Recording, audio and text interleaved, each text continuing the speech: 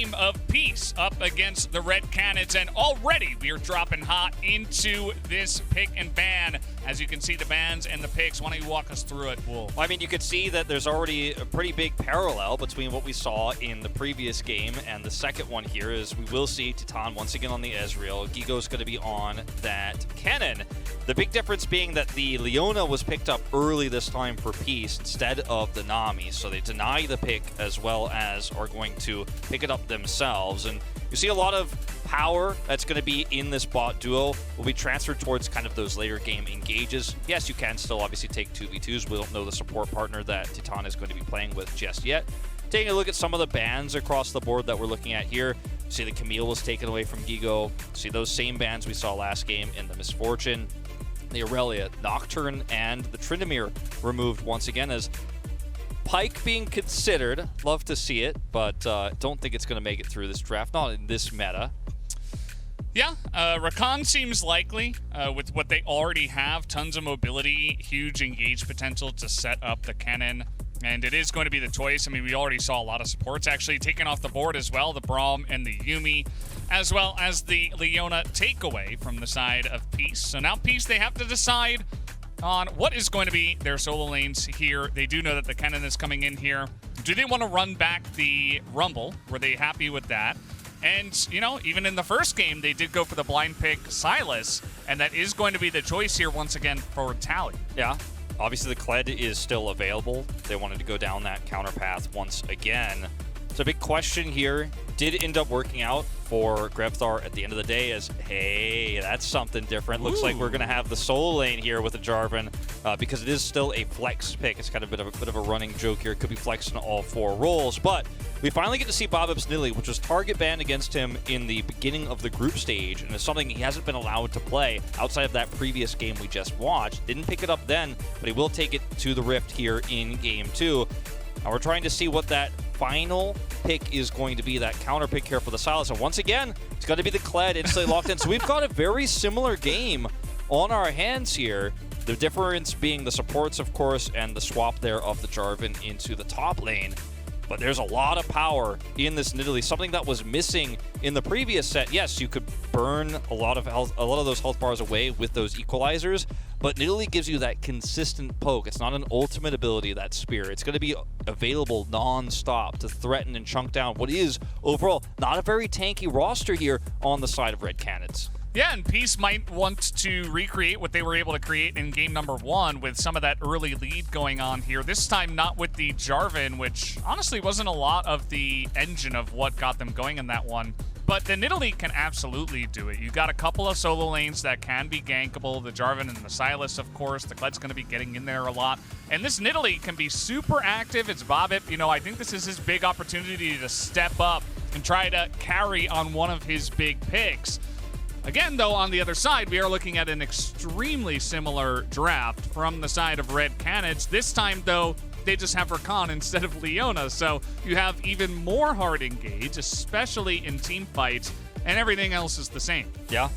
The Rakan is going to struggle a lot in terms of being able to engage into the Leona, especially in the early part of that laning phase with an Ezreal that's still fairly fragile at that stage, but we made the same sort of claims about Titan's early game when he was against the Lucian Nami lane, and he ended up trading a lot of those kills back, getting a lot of gold in his pocket early, and obviously the rest was history. We'll see what happens here in this second game as Jojo has a lot of agency on this Rakan to set up flanks, and when you have to deal with both the potential of a Rakan flank as well as Lee Sin, who could maybe kick somebody and get a pick, then you have to deal with Gigo's ability to slicing Maelstrom in, and Grevthar's long-range engage on the Kled. It's very strong. Absolutely. So, guys, hashtag Verizon 5G all chat.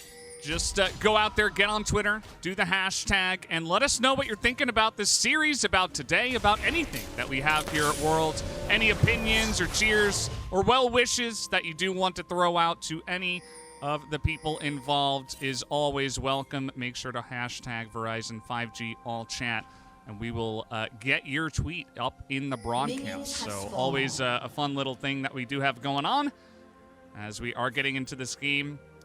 Trying to see what else we can see here. Once again, it's no flash from the side of this Kled mid, just looking to get ultra aggressive with that Ignite. And it worked out for him in game 1. Yeah, very powerful duelist, you know, and if you end up getting in one of those scenarios where Tally falls far behind or ends up trying to take a bad trade and gets picked, it's one of the ways that this roaming Kled can become such a great threat. We didn't really see it happen last game, but as I was mentioning just moments ago, there's a lot of tools for Red Cannons, as we saw in the last game, to fight room, you know, constantly throughout the map and then control that vision, because that's something that we talked a lot about in the first game, but their consistent control of vision made it so difficult for Peace to actually get back into the game around those objectives. And when you have to go into choke points dealing with that Kennen ultimate, it's often just a disaster, not a fight you want to take. But sometimes you just don't have the option to not take it, right, when you're that far behind in the later stages. Curious to see how this top lane is going to go. I think it's going to be the biggest difference outside of the jungle pick here for Bobip, right? We saw that the Rumble had a very comfortable early game against this Kennen and even got some help from the team as well. So I want to see how Visitachi will do on the Jarvan into Kennen matchup. Looks like so far things are going pretty well, you know, but it's still early on in this game. And, you know, generally the melee into range is not always the best, especially against a champion like Kennen, but we'll have to see if he can get some hard engages going down there up in the top lane and really put the pressure onto Gigo. I'm curious to see what Bobip is going to build, because we have been seeing a new trend recently of Rocket Belt being built instead of the Night Harvester on Nidalee these days. It's kind of a new up-and-coming solo queue thing. Haven't yet seen how the pros are going to build that here in Worlds 2021, so something to track for sure as we have an engage. Getting in there is Aladoric, but immediately trying to run away. But now they're trying to get on in there. The exhaust will come out, but Titan is going to flash away, get some room to get away from this. We also got a fight in the jungle that's going on, and a re-engage in the bottom lane. Aladoric's getting so low, but Violet has the upper hand on the enemy AD carry. Now going to the jungle, we finally see that he just went a little bit too far in the enemy jungle, and Peace were able to collapse onto him. Looks like Tally comes over, gives Bobip the assist, is going to be able to help take him out, take out Aegis, that is to say. So, I mean, there's 2 kills here going over the side of Peace to just the one on red, and this time around, once again, Titan isn't going to pick up the kill, is only going to get the assist here on the Ezreal, so not going to pick up that first blood. That's going to go over to JoJo. So a lot here in terms of this early game, shaping up to be a similar, yet significantly different, as we do see once again an aggressive game. Aladoric with a roam is unseen, did sweep this brush. Grevthar respects the fact that he doesn't know where the enemy Leona is. Yeah, he's got Bobip here as well. Just going to take down the Scuttle Crab. Not really without any hitches here. Aladoric can just return back down to the bottom side. So, yes, very much the same, but also very different as you can see he was getting very aggressive. He lands that Q and he goes in for this. Yeah, goes in. You can see that on the mini-map that, yes, Grevthar is trying to contest this rotation coming up from Tally, but he's not able to do so, and Tally will be able to take the Blast Plant. And just barely saves Bobip's life there, connects there with the chains. You can see how hyped he is about that kill. It's so important. Yeah. Huge Nice comes in. Looks like he just isn't really bothered. You know, he knows it's still early on in this game. But still, that's a rough kill to give over to Tally, especially with how good he looked on the Sylas in game number 1, even though they didn't end up winning that one. As Bobip was getting a little bit aggressive, this is something you can do after getting a nice little trade over the enemy jungle. As Visitachi not going to know that Aegis is here, as he does get stunned up, and the flash still available, but so much damage being used already. Waits for that Q, the follow-up from the Lee Sin, and he will be able to flash to safety. Does escape with his life here, but does have to use that flash. Will, of course, have to back. Doesn't have teleport either, so this is still a pretty significant exchange here on the top side of the map. All summoners down now for the top laners, but this does give Gigo the opportunity to catch up with some of that farm, as it's going to be a long walk back to the top lane. See if Tally decides to go in on this teleport, because it wouldn't be the first time we've seen that in this series. We'll just decide to back away. But I gotta say, you know, the more things change, the more they stay the same, right? We have a very slight lead here for Peace. And yet, you know, mid lane control going over to this Kled. Now, the question becomes, will we see more effective teleport usage out of Gigo this game? Will we be able to get more slicing maelstrom pressure in the mid-game as Tally getting collapsed on? Yeah, he's going to get roped up here as Aegis is looking for the cube, but this is level 6 Silas, who is not exactly going to be too scared of you just yet. Just went back and bought and teleported back to lane, so you could see why they were trying to put on that pressure, but Tally with the Lost Chapter and a refillable, he will be just fine as now Red Cannon's trying to get aggressive. They know that Vizicachi does not have flash, and just a little bit of pressure on the map is all they need to get him to back off of a big wave on the top side. They're really playing this nice tug-of-war game as well with Tally, just forcing him to bounce between the pressure there from Grevthar in mid, as well as that pressure that's coming on the top side. So just trying to make him lose waves. He's actually managed the waves really well regardless, and is going to be able to stabilize there in the mid of the map. Grevthar once again walks over a ward here. He's such an aggressive mid laner when he's on champions like this, where he has the lead in the matchup, has that pushing power. And those control wards are getting so much value once again here for Peace. Yeah, definitely a good one placed down there, probably by Aladoric a little bit earlier on.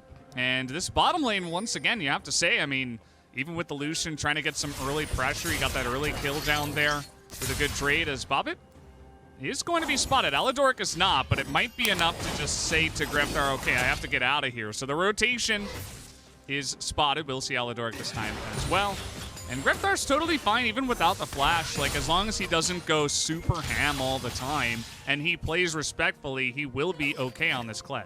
Yeah, should be, as Gigo here still without summoners, of course. Now, we talked about this last game, and it was a really quite a point of contention for the early to mid game for Red Cannons was the fact that they couldn't use the teleporting cannon to their advantage around those first few objective fights, and that might hold true in this game once again. As okay, it was scary for a moment there. Will be just fine as they do clean that up. I like that Vizicachi is looking for these opportunities, you know, just waiting in the brush that he knows he has vision control of. But take a look at this. Grevthar now over vision. Will be spotted. You know, this has been the story for his mid lane. Yeah. Just trying to be aggressive, but spotted every time. So in the early game, he's not really able to get as much done as he was in game number 1. As here we go, Vizicachi finds the flag and drag. Is it enough damage? The Slicing Maelstrom is trying to keep him alive, but it will not be enough. No summoners for either side. Will be advantage Jarvan if he gets the jump on that cannon. They're going to look for a play here in mid, but again, that vision you talked about makes it so difficult to catch anyone here on Peace. And that's going to be a Rift Herald start here for Bobbit. Without the presence of this cannon, who obviously doesn't have his ultimate, even if he were here, feel very comfortable right now about actually forcing your way into this part of the jungle because you have so much vision control. Look how deep the warding is. This is a far cry from what we saw in the previous set in terms of controlling the top side of the map. Much more power here to Peace, and Red just going to look for a little bit of a skirmish. Positional advantage, though, definitely going to Peace as Gigo finally gets back to the lane, but he's going to deal with that wave. He can't come down here. They're still going in. Okay, the charge is going to just charge him to safety away from the enemy, as, of course, he cannot be disabled during that one, so no solar flare value out of that. And once again, I mean, it feels like deja vu, just like last game. This time, Titan is able to get a plate, but they decide, okay, we're going to pressure around the Rift Herald, not fully commit. Gigo returns to lane, grabs that farm, grab a turret plate for Titan, might actually grab 2 here. He's getting very close to it. And this is a little bit more value for Red Cannons this time around with that give up on the Rift Herald. Yeah, like it does feel good for Titan here. The Rift Herald is going to be used in the top side, and they should be able to get first turret blood, so they're kind of trading sides. And you have to ask the question, you know, do you feel comfortable giving all this gold over to Bobbip and Violet, and at the same time kind of getting Titan fed? I suppose it's not really in Red Cannon's control, as it's kind of Peace that are dictating the flow of this one after they do pick up the Rift Herald. But still, I mean, this is another fed Ezreal. It's not 2 kills this time, but it's a lot of plates and value here for Titan. Still going to be good on the scoreboard for the side of Peace, of course, after getting that big objective and pushing into the top side. I just want to see what Violet can do this time around on the carry. Exactly. It's going to be very different than the last time, as you mentioned, with Titan not having the same amount of kills. And we're still at a stage where the Lucian isn't quite online yet, but he is going to be very powerful very soon. Just picked up his Gale Force, and that's going to be a really huge opportunity for him to have a lot more mobility, look for these fights around the objectives. Unfortunately, you know, this last objective that was just taken here for Red Cans was taken without a hitch because there was such a commitment to the top side of the map for Peace rather than splitting.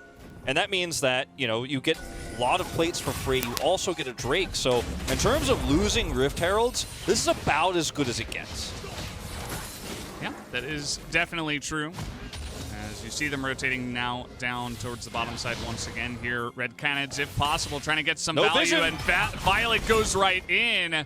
No Q from the Lee Sin first, and no level 6 for Jojo rather is so important for making sure that Violet stays alive. But now we do have the dash forward and exhaust. This time he is going to have to flash over the wall as it is a man-hunt that's coming in. But now they're getting it turned on top of them as in goes Aladoric. Going to get this one started. Gigo does not get a lot of value here on the Slicing Maelstrom, as we do have Vizitachi super deep in that one, trying to get on top of Aegis, and he will be able to pick up that kill.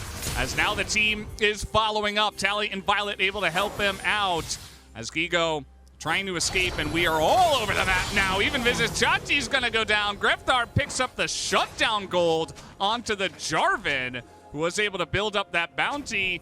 And Red, not too fussed about that one. They seem okay. Yeah, they end up pulling it off, which was quite surprising considering the way the middle of that fight went. Gigo finally is able to teleport into a fight and get a Slicing Maelstrom off, but there's not enough follow-up damage there in that initial exchange. They really wanted more out of that because they saw an opportunity. They see Violet. They could maybe get the jump on him. He's got Gale Force, gets away, but despite his ability to escape there, they're still able to collapse and get a pick. I thought we were going to have action there in the mid lane again for a second.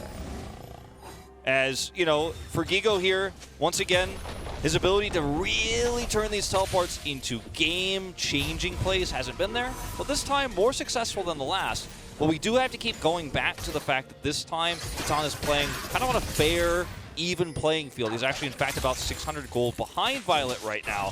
This game is going to feel very different as a result. He isn't just going to be able to pop off in 5 minutes' time. We're going to have to wait and see that late game Ezreal. It's going to be a much slower road towards that win condition. Yeah, absolutely. This is Violet's turn to shine, essentially, picking up one of the first mythics in the game on that Gale Force.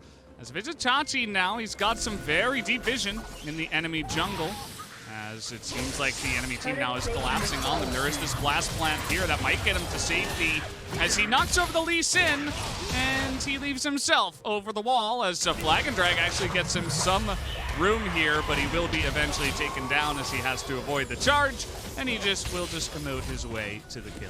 Emotes his way to the kill. The trade-off is that a lot of minions will be lost in the mid lane.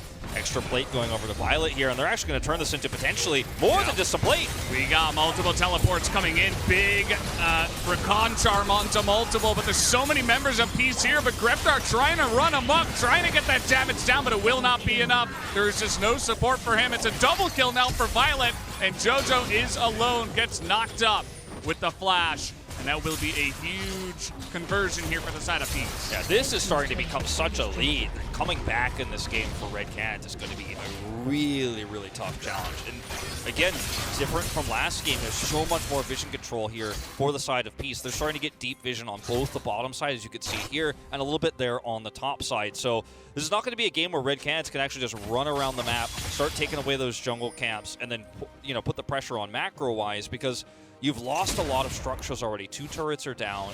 You've given this Lucian a huge lead, and in the mid game, he's going to excel with it, as, once again, looking for a fight. Well, we're going to see the stun does come in. Tally a little bit all alone. His team does round the bend, but so much damage being taken right now from the Sylas. The Slicing Maelstrom doesn't get much down now. Taladoric's turn to go in, and we are just trading blows. It's like we're watching a boxing match right now. Yeah.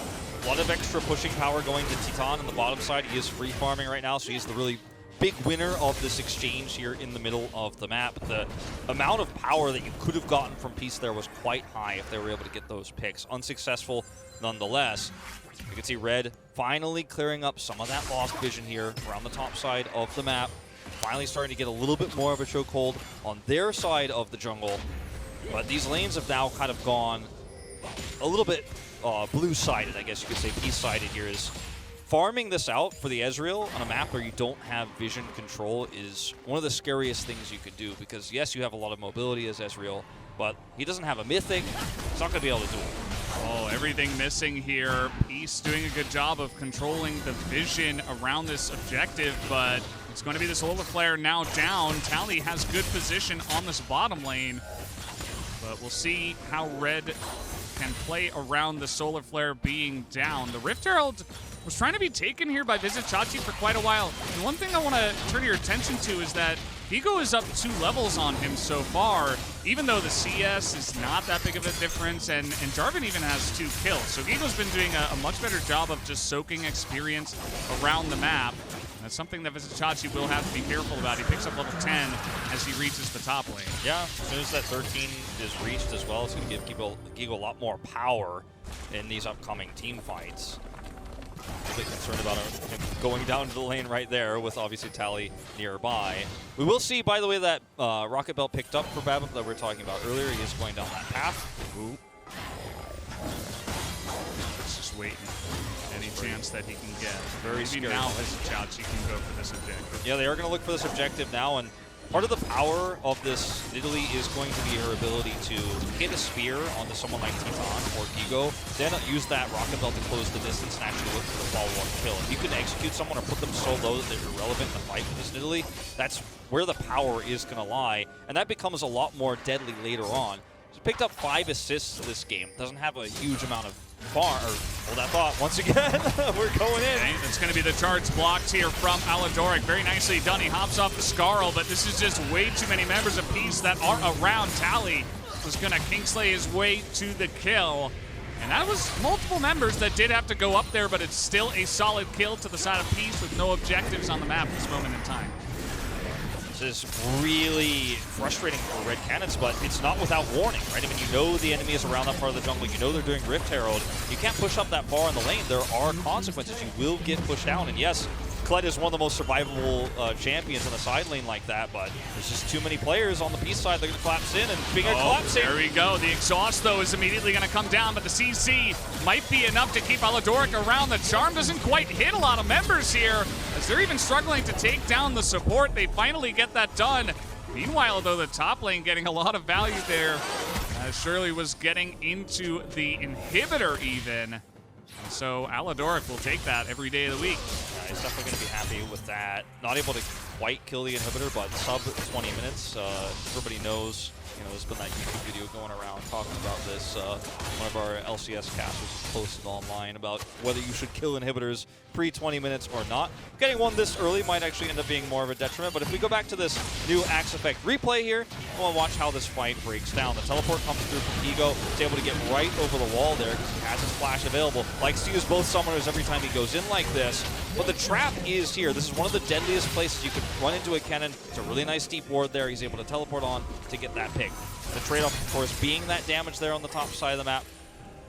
But you're definitely happy as Red Cans to get a little bit more gold on the board here for Gigo. Really liking Peace's vision control, and they're going to find another opportunity. JoJo just disappears off of the map. Seemingly had no idea they were there. There's no dragon up at this moment in time, so you might not expect that they're pushing in this hard for the vision, but they will get the knock-up as well onto Aegis, as he will have to flash to safety, and Peace are just chopping down bit by bit here. They get a kill, they get a flash here and there. Now they're going to get a mid-turret.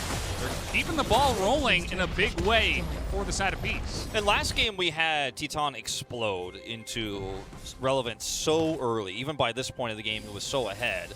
As we do have from Ant Phillips, today can only be described as absolutely mad. First best of 5, why not have a reverse sweep? Do I see another one in the making? Let's go Peace. Hey, it's not even a 2-0 just yet. Peace might be able to turn this into a 3-1, but I'd love to see a 5-game series, and we might be heading there. But as I was saying moments ago, Titan is not in a place this game where he can carry early. He does have that late game scaling that he can fall back on, but this is becoming so Peace dominant. This is becoming so difficult even for Titan to farm freely in the side lanes or farm in mid, that yes, you trade a tower on the top side of the map with Greftar. Yes, you're trying to get value elsewhere while Peace has this vision control, but you're not really trading up until we get way later in the game, because Titan is not going to be able to fight these next objectives. This Mountain Drake that's coming up in 1 minute's time, you're not really quite online right now as Red Cans, especially because you don't have that teleport for Gigo. You don't have that teleport flank. So fighting for vision as they are on the top side of the map is definitely a good way to approach it. They're grouping up and trying to remove a lot of vision, at least on this section of the map, trying to make this their stronghold as this Baron comes online. Yeah, I mean, Red Canids get, once again, so many deep wards in that Baron side of the map, but we do have Mountain Drake coming up here in 30 seconds. They're not going to have a lot of vision around there, so... I think they got to give that one up. I just don't think they're ready to fight this one just yet. Yeah, they have Divine Sunder and the Muramana, but this is not a 3-item Titan. This is a level 11 Titan, right? We see an overextension, maybe you've got an opportunity. Aladoric. He's just continuing on forward. The culling is going to blast Titan in the face here as the stun comes down, and the charm is good, but here comes Vizitachi, knocks 2 of them down with the Cataclysm, and now the cavalry has arrived. The stolen charge comes in, and a gigantic Everfrost catches 2 of them on the backside, slows them up enough to take them both down, and only Grefthar will live to tell the tale. I mean, so many great dodges there from Aladoric. He was juking and driving there against the Ezreal's Mystic shots coming through. And Titana and crew are like, okay, well, I think we could maybe take this fight. You know, we've got a Leona out in the open. They look for the fight, but this is not, again, a time where you can realistically fight against the scrappy comp that is Peace. They're so strong in the mid-game. This is a team comp that has a Sylas, a Lucian, right? At this point in time, a Jarvan, who's very far ahead, who could easily collapse in and take that scrappy fight. If you don't have the ability to slicing Maelstrom and get high value, you're going to really struggle here. So I appreciate the idea. Okay, yes, he misses the Zenith Blade. You're kind of grouped up here, but look at where Kennen is right now. It's not a fight you want to realistically take, and they still commit. And look at the plays here from JoJo. It's all desperation, all trying to shut this fight down, trying to go, okay, I'm going to die so that you will live, and it's just not enough here. And this is, again, right before the Drake. And I think trying to find more objectives elsewhere, continue to focus on the top side of the map, maybe grab that inner turret, would have been the better option here for Red Canids. That's the reaction. That's all we get. Just a huge smile on Vizitachi's face. He's able to set up yet another one. It was more like an alley-oop for him, so it's obviously always a good feel as he just slam dunks them down. And yeah, I mean, this is looking really good for the side of Peace. How many times have we seen teams just go all in on a Leona and fail in the mid lane as well? Like, this has already happened multiple times at this tournament alone. It's a very common thing. You never want to go on that one, but they seemingly always do. As Vizitachi, he's so confident, but a lot of damage is coming out from Gigo. It's gonna be close, but the flash comes in. And Vizitachi with the passive will smack down the little Kennen. Yeah, not a fight you want to take as a Kennen here. Once again, expecting there to be a rotation faster, perhaps from Grefthar, but he's so far away. And these small mistakes, these small overextensions and miscalculations for Red Canids have really started to come back and bite them here. As this time, Red Canids do not have any vision whatsoever. Not just a lack of vision control, but no vision from Baron Pit. This is going to be so difficult to contest. And JoJo, he's trying his best. He's going to get the Solar Flare out at least. Aegis, though, he's fighting to even get a view of this one, as now we get the engage, and immediately they all just get blown up. Vizitachi still in the pit, still going to keep the Baron leashed. And this one should be a clean Baron to the side of Peace. Titan is thinking about it. They still have some vision here. Let's see if, nope, not even going to be close. Titan can't do anything, has some vision, but Peace is going to take down the Baron at 24 minutes. They are dominating this game, too. Vizitachi having a great series here. Again, has been often the one focused, has been the one who's left out to dry for Peace when things go wrong in the group stage. Had a rough time, but he's really coming into his own here. First on the Rumble, now on this Jarvan. And it's a big return to form for the player who took such a long hiatus, came in here as an emergency sub here for Peace, which is one of the cool stories of them in this best of 5. And we're starting to see some of Red Canids crumbling around the late game, crumbling around decision-making, because part of the reason why they couldn't contest that Baron is because Kled with no teleport was trying to push a side lane after that pick. And mistakes like that are going to cost you big. Well, they're going to try to get this one in, as Violet is in a little bit of trouble, but he is going to dash away to safety. Grefthar doesn't quite have the damage, and they are forcing it so deep.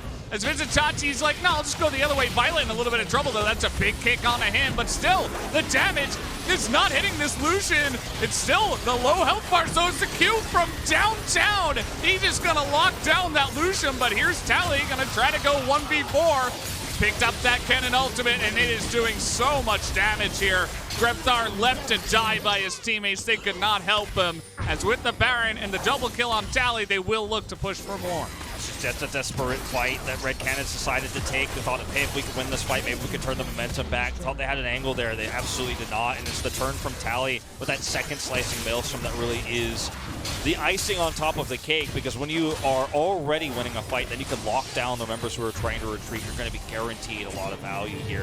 With the damage in the team fight, as Titan is starting to come online, but that damage needs to be effective. It needs to be able to lead to kills. Eliminations are what you need. If you just hit the front line a lot and then back off, yes, your damage numbers are going to be good, but you need to get that effective damage and kill those damage dealers on the backside. If you front to back and get those kills first, if you can take out Vizitachi, then that number looks a lot better. It's not to be the case, not yet. Yeah, definitely not yet. He does have a couple of items. We'll see what he can do as this game is coming along. Teton's case is now Tally is getting locked down here, and this is a lot of what this game has been.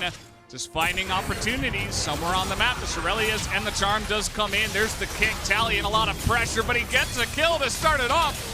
Nobody seems to have the damage to get him. He already has Zhonya's as well, as the Cavalry once again coming on in. The 2v4 in big effect as Tally picks up another one and becomes godlike in this game. Bobbit is on the angle. And he's going to be... Take it over, Wolf. You got this.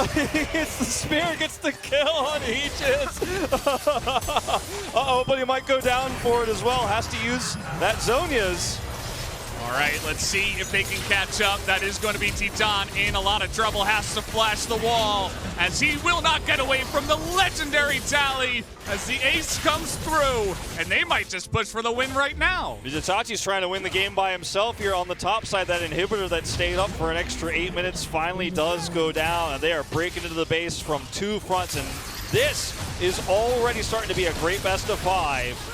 Now, just like this, Peace are right back in the game. They will take down the turrets, and they will take down the Nexus. We'll see if he just has anything to say about that. It doesn't look like it'll be much, just a bit of fun there at the end. Peace will be taking down game number 2 and tying up the series. This Ezreal pick has been so pivotal for so many teams, but you could see the difference here between when you get an early lead, control the mid-game play around putting an Ezreal on the blue side of the map. You're red Ezreal and you're on the blue side of the map, threatening the jungle, threatening kills. It wasn't that game this time around. He was farming fine, he was getting those turret plates on the bottom side, but the objectives that we saw from Peace were much more impactful. They controlled the map better, controlled vision around Baron, and there was some big macro mistakes again from Gigo on the cannon. Teleport